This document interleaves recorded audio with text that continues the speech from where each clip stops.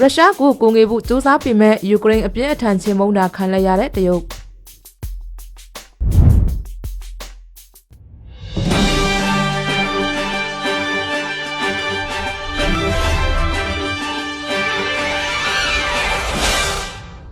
ဇန်နဝါရီလ28ရက်မနက်4:15မိနစ်မှာကာဖရီတီယာနယ်စပ်ဒေသဟာပြင်းထန်တဲ့အကျိုးပုံကျဲတိုက်ခိုက်မှုတွေနဲ့အတူဆက်မီတောက်လောင်ခဲ့ပါတယ်။ဒုံးပြက်လောင်ချစနစ်တွေကနေပြက်လွှတ်လိုက်တဲ့300မီလီမီတာဒုံးကျည်ပေါင်းဒါဇင်နဲ့ချီဟာအာယုံမတက်ခင်မှောင်မဲနေတဲ့ကောင်းကင်ယံကိုဖျက်ဆီးသွားခဲ့ပါတယ်။အဲ့ဒီဒုံးကျည်တွေဟာခန်ဆက်စီးတွေကိုဖျက်ဆီးဖို့နဲ့ခြေကပ်လန်းတွေကိုချိန်ခွက်တွေဖြစ်အောင်လုပ်ဖို့အတွက်ရည်ရွယ်ပြီးအစိုးလိုက်အပြုံလိုက်ပြက်ခတ်ခဲ့တာပါ။အကြီးမားဆုံးတိုက်ခိုက်မှုကတော့ခန်ဆက်ကတုတ်ကျင်းတွေနဲ့ထောက်ပံ့ရေးလမ်းကြောင်းတွေကိုဖျက်ဆီးဖို့ဒီဇိုင်းထုတ်ထားတဲ့တရုတ်နိုင်ငံထုတ် PHL-16D အမျိုးအစားစနစ်တွေကနေပြတ်ခတ်ခဲ့တာဖြစ်ပါတယ်။သူတို့ရဲ့ရည်ရွယ်ချက်ကတော့ရှင်းရှင်းလေးပါ။ရေဒါတွေကိုအလုံးမလုံးအောင်လုပ်ဖို့ဆက်သွယ်ရေးလိုင်းတွေကိုဖျက်တောက်ဖို့နဲ့ရှေ့တန်းခန်ဆက်စကန်တွေကိုဖြိုချပြီးတန်ချက်ကတပ်ဖွဲ့တွေဝင်ရောက်နိုင်ဖို့လမ်းကြောင်းဖွင့်ပေးဖို့ပဲဖြစ်ပါတယ်။တစ်ချိန်တည်းမှာပဲနောက်တန်းစကန်တွေကနေအနေကပြက် ballistic ဒုံးကျည်တွေကိုလည်းပြတ်လွှတ်ခဲ့ပါတယ်။အဲ့ဒီဒုံးကျည်တွေဟာပြတ်မှတ်ကိုမထိမှန်ခင်မှာအတန်ထက်မြန်တဲ့အရှိန်နှုန်းကိုမြင့်တင်လိုက်ပြီးကီလိုဂရမ်ရာနဲ့ခြေလေးတဲ့အထိပ်ဖူးတွေကိုတည်ဆောင်သွားခဲ့တာပါပောက်ကွဲမှုတွေကြောင့်ကောင်းကင်ကြီးတစ်ခုလုံးလင်းထိန်သွားခဲ့ပါတယ်ထိမှန်တဲ့ပြတ်မှတ်အမျိုးအစားပေါ်မူတည်ပြီးမီတောင်မီရှန်တွေဟာပေ30ကနေ200အထိမြင့်တက်သွားခဲ့ပါတယ်ထိုထက်တဲ့မိခိုအမဲရောင်ကြီးတွေဟာပေယာနဲ့ခြေမြင့်တက်သွားတယ်လို့ပောက်ကွဲမှုရဲ့တုံခါမှုလိုင်းတွေကြောင့်အနီးအနားကရွာတွေမှာရှိတဲ့ဘရင်းပေါက်မှန်တွေအကုန်ကွဲအပ်ကုန်ပါတယ်ငလင်တိုင်းတာရေးစနစ်တွေနဲ့ဒေသခံတွေရဲ့မှတ်တမ်းအရခဲယမ်းတွေနဲ့လောင်စာဆီတွေပောက်ကွဲတဲ့အတန်းကြောင့်မြေပြင်တုံခါမှုတွေဖြစ်ပေါ်ခဲ့ပြီးလယ်ကွင်းတွေမှာလည်းမီတာဒါဇင်နဲ့ချီကျဲတဲ့ကျင်းကြီးတွေဖြစ်ပေါ်သွားခဲ့ပါတယ်။ဒီလိုအကျိုးပုံကျဲတိုက်ခိုက်မှုတွေဟာမြေပြင်ထိုးဆက်မစခင်မှာရန်သူဘက်ကဘာမှမလုပ်နိုင်အောင်တုံဆိုင်သွားစေဖို့ဒုံးကျည်တွေနဲ့ပုံကျဲတိုက်ခိုက်မှုတွေကိုပေါင်းဆက်အသုံးပြုခဲ့တာပါ။အဲ့ဒီပုံကျဲတိုက်ခိုက်မှုရဲ့ရိုက်ခတ်မှုတွေကဤခဲနေတဲ့လွန်ပင်ကြီးထဲမှာပဲ့တင်ထက်နေတော့မှာပဲတရုတ်ပြည်သူ့လက်မြောက်ရေးတပ်မတော်ရဲ့ထူးဆက်စင်ရေးအဖွဲ့တွေစတင်လှုပ်ရှားလာပါတယ်။မိုင်းရှင်းလင်းရေးရင် GCZ110 တွေတက်ဆင်ထားတဲ့အင်ဂျင်နီယာတပ်ဖွဲ့တွေ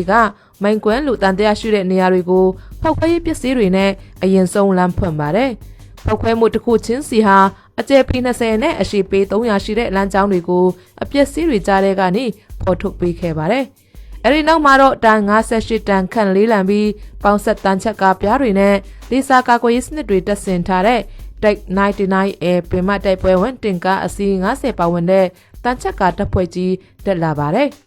ဒီတင်ကားကြီးတွေရဲ့125မီလီမီတာအမြောက်တွေဟာတစ်စက္ကန့်ကိုပေ9800နှုန်းထက်မြန်တဲ့ဒုံးကျည်တွေကိုပြတ်ခတ်နိုင်စွမ်းရှိပါတယ်။တင်ကားတန်းကြီးဟာတနာရီ15မိုင်နှုန်းနဲ့ချီတက်လာတဲ့အခါမှာတော့ဤခဲနေတဲ့မြေပြင်ကြီးဟာ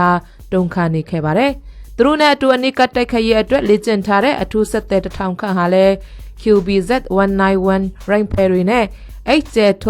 တင်ကားဖြတ်တုံးကျည်တွေကိုကိန်းဆောင်ပြီးလိုက်ပါလာပါတယ်။သူတို့ဟာ ZPD-04A တန်ချက်ကားရင်တွေနဲ့လိုက်ပါလာပြီးတင်ကားကြီးတွေကိုခြေနှင်းတက်ရဲ့ခြုံခိုတိုက်ခိုက်မှုကနေကာကွယ်ဖို့ဗိတိုက်ဆက်ကြောင်းတွေကနေဝိုင်းရလာတာပါ။အထက်ကောင်းကင်ယံမှာတော့ဝေလုံကင်းထောက်ဒရုန်းတွေကပြန်တန်းနေပြီးတိုက်ပွဲအခြေအနေကို digital စနစ်နဲ့တရင်မှုတွေစီတိုက်ရိုက်ပေးပို့နေပါတယ်။ဒီလိုအလုံးအရင်းနဲ့ထိုးဆက်ဆင်လာမှုကိုရင်ဆိုင်ဖို့ယူကရိန်းခံဆက်ကြောင်းကတော့တိတ်ဆိတ်နေခဲ့ပါတယ်။ဒါပေမဲ့အနောက်ဘက်မီတာ20အကွာကတောအုပ်တွေနောက်မှာတော့ယူကရိန်းနဲ့ပင်သက်တပ်ဖွဲ့ဝင်တွေဟာအသင့်ပြင်ပြီးစောင့်နေကြတာပါ။ပင်သက်ထုတ်စီစာအမြောက်12လက်ဟာပြက်ခတ်ဖို့အသင့်အနေထားမှာရှိနေပါတယ်။သူတို့ရဲ့155မီလီမီတာအမြောက်ပြောင်းတွေထဲမှာအပူရှိန်ကိုရှာဖွေပြီးအပေါ်စီကနေပြတ်မှတ်ကိုထိမှန်နိုင်တဲ့အစစ်မြင့်ကြီးတွေကိုထည့်သွင်းထားပါတယ်။သူတို့အနားမှာတော့ယူကရိန်းအမြောက်တပ်သားတွေက HIMARS နဲ့ M280 လောင်ချာတွေကိုပေ12000အမြင့်မှာပြန်တန်းနေတဲ့ပြင်သက်ကင်းထောက်ဒရုန်းတွေရဲ့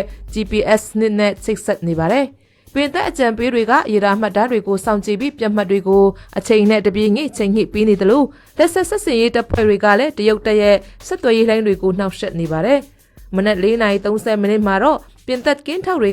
တရုတ်တင်ကားတပ်ဖွဲ့တွေဟာထောင်ချောက်ဆင်ထားတဲ့လမ်းကြောင်းထဲကိုဝင်လာပြီးဖြစ်ကြောင်းသတင်းပို့လာပါတယ်။စေစာအမြောက်တွေဟာပြတ်မှတ်ကိုအတိအကျချိန်ရွယ်လိုက်ပြီးစောင့်နေပါတယ်။အစီအစဉ်ကတော့ရိုးရှင်းပါတယ်။ရန်သူကိုအနေကဆုံးအထိပေးဝင်လိုက်ပြီးမှတီးကြတဲ့အမြောက်တပ်နဲ့ဒုံးကျည်တပ်တွေကိုပေါင်းစပ်ပြီးတပြိုင်နက်တည်းတိုက်ခိုက်ဖို့ပဲဖြစ်ပါတယ်။ယူကရိန်းပင်သက်ပူပေါင်းစစ်ဌာနချုပ်ကနေအမိန့်ပေးဖို့စောင့်နေကြတာပါ။ အဲ့ဒီအချိန်မှာပဲအစောပိုင်းကမိုင်းရှင်လင်းရင်ဖြစ်ပေါ်ခဲ့တဲ့ပောက်ကွဲမှုတွေကြောင့်မီးအောက်မှာဝိုက်ထားတဲ့ခရမ်းတိုက်တစ်ခုပောက်ကွဲပြီးမီးတောက်ကြီးတွေကောင်းကင်ရန်အထိတက်သွားခဲ့ပါတယ်။အဲ့ဒီမီးတောက်ဟာပေ100ကနေ200အထိမြင့်တက်သွားပြီးပောက်ကွဲမှုအရှိန်ကြောင့်တမန်ရဲ့3ပုံ1ပုံအကွာမှာရှိတဲ့တပ်ပင်တွေတောင်လဲပြိုကုန်ပါတယ်။ဒီပောက်ကွဲမှုကိုငလျင်တိုင်းတာရေးဆက်တွေမှာ3.2အဆင့်ရှိတဲ့ငလျင်တစ်ခုအဖြစ်မှတ်တမ်းတင်နိုင်ခဲ့ပါတယ်။တရုတ်တပ်ရဲ့စက်ပြူဟာကတော့အရှိန်အဟုန်နဲ့တိုက်ခိုက်ဖို့ဖြစ်ပေမဲ့ပူပေါင်းတပ်ဖွဲ့တွေကတော့သူတို့ရဲ့တင်နေရာကိုမသိစေဖို့အမိတ်မရမချင်းအောင်အေးသေးခံပြီးစောင့်နေခဲ့ပါတယ်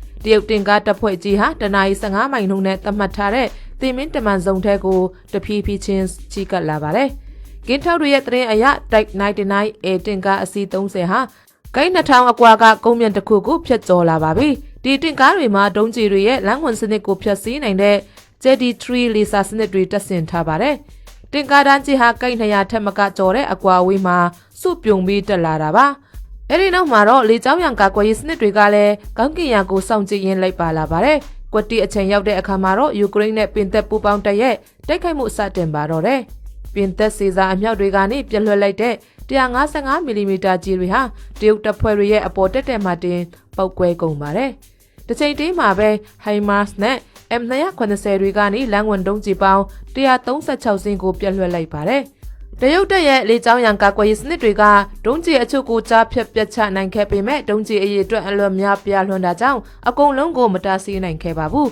။ကြန့်ရှိနေတဲ့ဒုံးကျည်တွေဟာစက္ကန့်ပိုင်းအတွင်းမှာပဲတရုတ်တပ်ဖွဲ့တွေအပေါ်တက်တက်ကြရောက်ပြီးပြင်းထန်တဲ့ပောက်ကွဲမှုတွေဖြစ်ပေါ်စေခဲ့ပါတယ်။လောင်စာစီတင်ကားတွေပောက်ကွဲပြီးမီးတောက်တွေဟာပေ150အထိမြင့်တက်သွားသလို3မိုင်အကွာကအမှန်တွေတောင်ကွဲအပ်ကုန်ပါတယ်။လမ်းပေါ်မှာလည်း20မီတာအထိကျဲတဲ့ကျင်းတွေဖြစ်သွားခဲ့ပါတယ်။အပူရှိန်ဟာဖာရင်ဟိုက်2000ကျော်အထိရှိခဲ့တယ်လို့အပူလှိုင်းတိုင်းတာတဲ့ကိရိယာတွေကနေသိရှိခဲ့ရပါတယ်။အဲဒီနောက်မှာတော့ယူကရိန်း F-16 တိုက်လေယာဉ်တွေကလေကြောင်းကနေတိုက်ခိုက်ဖို့ကြိုးစားခဲ့ပေမဲ့အမြင့်ပြင်းနေတဲ့တရုတ် J-16 တိုက်လေယာဉ်တွေက PL-15 ဒုံးကျည်တွေနဲ့ပြန်လည်တိုက်ခိုက်တာကြောင့်ယူကရိန်းလေယာဉ်မှုတွေဟာကာကွယ်ရေးအတွက်ပြန်လည်ဆင်းသက်ခဲ့ရပါတယ်။ကောင်းကင်ယံတစ်ခုလုံးဟာလည်းရှုပ်ထွေးပွေလီနေတဲ့မီခိုဒန်းတွေနဲ့ပြည့်နှက်သွားခဲ့ပါတယ်။တစ်ချိန်တည်းမှာပဲတရုတ်တပ်ရဲ့ Z-10 တိုက်ခိုက်ရေးဟယ်လီကော်ပတာ9စင်းကိုလည်းမြေပြင်အခြေစိုက်ဒုံးကျည်တွေနဲ့ပြတ်ခတ်ခဲ့ပါတယ်။ဟယ်လီကော်ပတာတွေကတော့နှောက်ယှက်ရေးအစီအစဉ်တွေကိုတုံးပြီးလွတ်အောင်ရှောင်နိုင်ခဲ့ပေမဲ့သူတို့ရဲ့တိုက်ခိုက်မှုအရှိန်အဟုန်တော့ပြတ်သွားခဲ့ပါတယ်။မြေပြင်မှာတော့ယူကရိန်းအထူးတပ်ဖွဲ့ဝင်တွေနဲ့ပြင်သက်အကြံပေးတွေက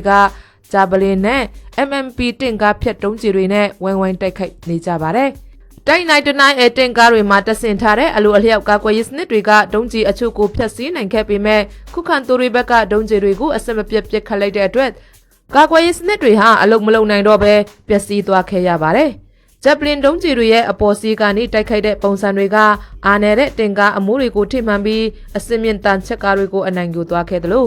့မိနစ်30အတွင်းမှာပဲတိုက်99အတင်ကား22စီးပျက်စီးသွားတာဒါမှမဟုတ်လုံးဝအသုံးမပြုတ်နိုင်တော့တာကိုတွေ့လိုက်ရပါတယ်။ ZPD-04A တန်ချက်ကလူတင်ရင်အစီပေါင်းများစွာဟာလည်းမိလောင်ကျွမ်းသွားပြီးတန်တူတန်ဆတွေဖြစ်သွားခဲ့ရပါတယ်။လွတ်မြောက်လာသူတွေကရင်ပေါ်ကနေဆင်းပြီးပြန်တိုက်ဖို့ကြိုးစားခဲ့ကြပေမဲ့ဘုံကွယ်နေတဲ့ဘန်ကာရီထဲကနေစက်တနက်အကြီးစားတွေရဲ့ပြစ်ခတ်မှုကြောင့်ဘဲမှမလုံနိုင်ပဲပိတ်မိနေခဲ့ပါတော့တယ်။အဲဒီနောက်မှာတော့ electronic ဆက်စင်ရေးတွေကအထွတ်အထိပ်ကိုရောက်လာခဲ့ပါပြီ။တရုတ်ရဲ့မဟာဗျူဟာမြောက်အထောက်အကူပြုတ်တပ်ဖွဲ့တွေကစွမ်းအားမြင့်လှိုင်းနှောက်ယှက်ဆက်တွေကိုအသုံးပြုလိုက်တဲ့အတွက်တနင်္ဂနွေလုံးမှာ GPS လှိုင်းတွေပြတ်တောက်သွားခဲ့ပါတယ်။ပင်သက်ကွက်ကဲမှုဌာနကစခရင်တွေပေါ်မှာတော့ drone ရုပ်သံတွေဟာရပ်တန့်သွားခဲ့ပြီးဆက်သွယ်ရေးလိုင်းတွေကလည်းစူညံတန်တွေပဲထွက်ပေါ်နေပါတော့တယ်။စက်မြင့်ပြင်းတစ်ခုလုံး digital စနစ်တွေအမှောင်အတိကျသွားတဲ့အတွက်နှစ်ဖက်စလုံးကတမိုးတွေဟာမိပုံနဲ့တန်လိုက်အိမ်မြောင်ကိုပဲအားကိုးလိုက်ရပါတယ်။ကောင်တာဘက်ထရီရည်ဓာတွေကနေတဆင့်ရန်သူအမြောက်တပ်တွေပြန်လဲစုဖွဲ့ဖို့စူးစမ်းနေတဲ့နေရာတွေကိုပြတ်မှတ်ထားပြီးဒုံးကျည်တွေနဲ့ဆက်တိုက်ပြတ်ခတ်ခဲ့ပါတယ်။ပူပေါင်းအမြောက်တပ်ဖွဲ့တွေကပြတ်မှတ်တွေကိုအလဲကျပြောင်းလဲပြတ်ခတ်နေတဲ့အတွက်ရန်သူတွေဟာအစစ်စင်တကျပြန်လဲစုဖွဲ့ဖို့မဖြစ်နိုင်တော့ပါဘူး။ရင်တွေပျက်စီးမှုကတစ်ခုပြီးတစ်ခုဆက်တိုက်ဖြစ်လာခဲ့ပါတယ်။ထိမှန်သွားတဲ့အစီတဲရင်တွေကနေဒီဇယ်တွေစီးဆင်းကျလာပြီးမီးလောင်ကျွမ်းမှုတွေထပ်ဆင့်ဖြစ်ပွားခဲ့ပါတယ်။မီခိုလုံးကြီးတွေကမိုင်ပေါင်းများစွာအကွာကနေတောင်းမြင်နိုင်တဲ့မီခိုတိုင်တိုက်ကြီးဖြစ်သွားခဲ့ပြီးတရုတ်တပ်မှုကတော့အရှော့မပေးဘဲအရန်စစ်မှုတပ်မဟာကိုတောင်ဘက်ကနေဝိုင်းပတ်တိုက်ခိုက်ဖို့အမိန့်ပေးလိုက်ပါတယ်။မိပြန်နေထားကျန်းတဲ့နေရာတွေအတွက်ထုတ်လုပ်ထားတဲ့တိုက်15တင်ကားအပေါ်စားတွေနဲ့ဖွဲ့စည်းထားတဲ့ဒီဆက်ကြောင်းဟာရွှေငွေတွေတဲကနေလျင်မြန်စွာရွှေ့လျားလာပြီးပင်သက်အမြောက်တပ်စခန်းတွေကိုချိန်ချောက်လာခဲ့ပါတယ်။ ပင်သက်တက်မှုကအန်ဒရယ်ကိုရိတ်မိသွားပြီးကင်းထောက်ရင်တွေနဲ့အမြောက်ကြီးတွေတက်ဆင်ထားတဲ့ပင်သက်နိုင်ငံခြားသားတပ်ဖွဲ့အရန်တပ်ကိုဆေလွှတ်လိုက်ပါတယ်။အကွာအဝေးထဲအပြတ်ခတ်မြန်ဆန်မှုကပိုအရေးကြီးတဲ့တောင်ဘက်တောအုပ်ထဲမှာတော့အနိကတိုက်ပွဲတွေအပြင်းအထန်ဖြစ်ပွားခဲ့ပါတယ်။ပထမဆုံး45မိနစ်အတွင်းမှာတင်ရှီတန်းကတန်ချက်ကတပ်ဖွဲ့ရဲ့30ရာခိုင်နှုန်းလောက်ဟာဖျက်ဆီးခံလိုက်ရပေမဲ့တရုတ်တပ်ဖွဲ့တွေကတော့အင်အားအသက်တွေနဲ့လက်ဟာသွားတဲ့နေရာတိုင်းကိုထပ်မံတိုးဖောက်ဝင်ရောက်လာခဲ့ပါတယ်။ကွက်ကဲမှုရင်တွေထိမှန်ခဲ့ပြီးအရာရှိကြီးအချို့လည်းထိခိုက်ကြဆုံးခဲ့ကြပါတယ်။တရုတ်တပ်ဖွဲ့ရဲ့ဆက်သွယ်ရေးကွန်ရက်ဟာနှောက်ယှက်ခံထားရပေမဲ့လေဆာဆက်သွယ်ရေးစနစ်ကိုအသုံးပြုပြီးစုစည်းမှုကိုထိန်းသိမ်းနိုင်ခဲ့ပါတယ်။အဲဒီကနေတဆင့်ပင်သက်ရဲ့စီစာအမြောက်2လက်နဲ့တုံးပြက်စင်တစ်ခုကိုတိတိကျကျပြန်လည်ဖြတ်ခတ်ပျက်စီးနိုင်ခဲ့ပါတယ်။တိုက်ခိုက်လာတဲ့တပ်ဖွဲ့တွေကအစင်လိုက်ပြန်ဆုတ်ဖို့ကြိုးစားခဲ့ပေမဲ့ဆုတ်ခွာနေစဉ်မှာပဲထပ်ခါတလဲလဲတိုက်ခိုက်ခံရပြန်ပါတယ်။ယူကရိန်းစစ်မှုတပ်ဖွဲ့တွေကတော့ရန်သူကိုဝိုင်းပတ်ပိတ်ဆို့ပြီးသုံးပန့်တွေကိုဖမ်းဆီးနိုင်ခဲ့ပါတယ်။မနက်6နာရီခွဲမှာတော့တိုက်ခိုက်လာတဲ့တပ်ဖွဲ့တွေဟာအပိုင်းပိုင်းပြတ်ပြီးအကြအဆုံများပြားသွားခဲ့ပေမဲ့ကုခံသူတွေဘက်မှလည်းအင်အားကုန်ခန်းလို့နေပါဖြစ်နေပါပြီ။စနစ်တကျပူပေါင်းကာကွယ်မှုကအင်အားတာလွန်မှုကိုအားနည်းချက်ဖြစ်ပြောင်းလဲပြတ်နိုင်ခဲ့ပေမဲ့တရုတ်တပ်ဖွဲ့ရဲ့အစစ်မပြတ်တိုက်ခိုက်မှုကြောင့်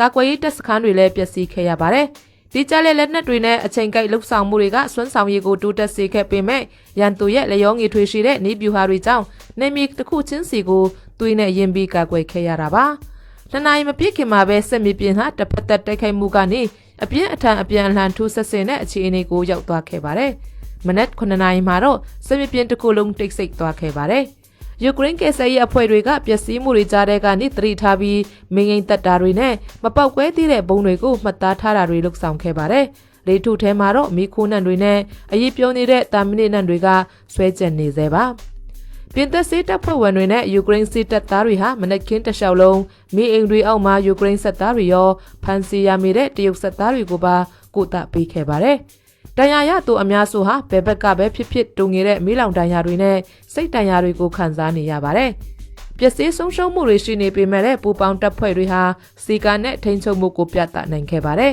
။လက်စားချီတာဒါမှမဟုတ်ရက်ဆက်တာမျိုးမရှိဘဲပျက်စီးမှုတွေကြားတဲ့ကနေအသက်တွေကိုကယ်တင်ဖို့ပဲအာယုံစိုက်နေကြပါတယ်။နေ့အလင်းရောင်ရောက်လာတဲ့အခါမှာတော့အခြေအနေတွေကရှင်းလင်းသွားခဲ့တယ်လို့တိုက်ခိုက်လာတဲ့တပ်ဖွဲ့ရဲ့ထဝက်ကျော်ကိုခြေမုံနိုင်ခဲ့ပြီးရင်အစေးပေါင်းများစွာကိုလည်းဖျက်ဆီးနိုင်ခဲ့ရင်အနောက်ဘက်ကိုဆက်မတိုးနိုင်အောင်လဲဟန်တားနိုင်ခဲ့ပါတယ်။ဒါပေမဲ့ဒီအောင်ပွဲရဲ့နောက်ွယ်မှာတော့ကြီးမားတဲ့ပေးဆက်မှုတွေရှိနေပါတယ်။ရန်သူရဲ့ဝိုင်းပတ်တိုက်ခိုက်မှုကြောင့်ယူကရိန်းကြီးရွာ3ရွာပျက်စီးခဲ့ပြီးပင်သက်အမြောက်တပ်စခန်းလည်းအကြီးအကျယ်ထိခိုက်ခဲ့ရပါတယ်။လေကွမ်းပင်တွေလည်းမေးလောင်ကျွမ်းခဲ့ရတယ်လို့အနည်းအနားကရွာတွေမှာလည်းလက်ဆက်မီးနဲ့တန်ရှင်းတဲ့ရေတွေပြတ်တောက်သွားခဲ့ပါတယ်။ကီယက်မြို့က General Sasky ရဲ့အစီရင်ခံစာမှာတော့အောင်ပွဲအကြောင်းကြွားဝါချင်းမပါခဲ့ပါဘူး။အဲ့ဒီအစားပျက်စီးသွားတဲ့တင်ကားတိုင်းဟာသားတယောက်ဆုံးရှုံးလိုက်ရတဲ့မိသားစုတဆိုးပါပဲဆိုတဲ့စာသားတစ်ကြောင်းနဲ့အဆုံးသတ်ထားပါတယ်။ဒီသတင်းစကားဟာယူကရိန်းကွန်ရက်တွေနဲ့အနောက်နိုင်ငံတွေစီပြန့်နှံ့သွားပြီးခုခံကာကွယ်မှုတိုင်းမှာဝန်내ဆရာတွေရှိနေတယ်ဆိုတာကိုသတိပေးလိုက်သလိုဖြစ်သွားခဲ့တယ်လို့ပင်သက်အစိုးရကလည်းသူတို့ရဲ့ထောက်ခံမှုကိုထပ်လောင်းအတည်ပြုခဲ့ပြီးဒီနေ့မှာတော့ဒီလိုပူပေါင်းဆောင်ရွက်မှုမျိုးဟာငိမ့်ချက်ရဲ့အတွက်ဖြစ်လာဖို့တိုက်တွန်းခဲ့ပါတယ်။မီတောက်တွေငိမ့်သွားပြီးတဲ့နောက်မှာတော့ယူကရိန်းရဲ့သတင်းစကားဟာအောင်ပွဲခံခြင်းထက်ရှင်တန်ခြင်းပြန်လည်တည်ဆောက်ခြင်းနဲ့မျှော်လင့်ခြင်းတို့ပဲဖြစ်ပါတယ်။ဒီနေ့မီးလောင်ခဲ့တဲ့လေကွမ်းတွေဟာတနေ့မှပြန်လဲစိမ့်လန်းလာမှဖြစ်တယ်လို့အဲ့ဒီအခါမှာတော့စစ်မြေပြင်မှာရှိခဲ့တဲ့သူတွေဟာသူတို့ရဲ့သားသမီးတွေကိုအပျက်စီးတွေအကြောင်းထက်သတိရှိခြင်းစေလုံးချင်းနဲ့ငြိမ်ချမ်းရေးကိုလိုလားတဲ့အကြောင်းတွေကိုပြောပြကြမှာဖြစ်ကြောင်းတင်ဆက်လိုက်ရပါတယ်ရှင်။